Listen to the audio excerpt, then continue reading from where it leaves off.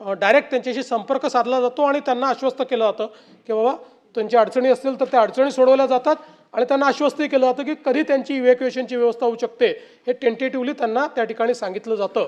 त्यामुळे या सगळ्या परिस्थितीमध्ये या सभागृहाच्या माध्यमातूनही परदेशात अडकलेले जे काही आपले लोक आहेत त्या सगळ्यांना पूर्ण सुरक्षिततेतून आपण परत आणू हा विश्वास मी देऊ इच्छितो.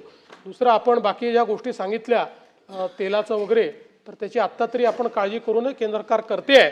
आजच सकाळी देशाच्या मंत्र्यांनी सांगितलं आहे की जवळपास 2 महिन्याचा स्टॉक हा भारताकडे आहे.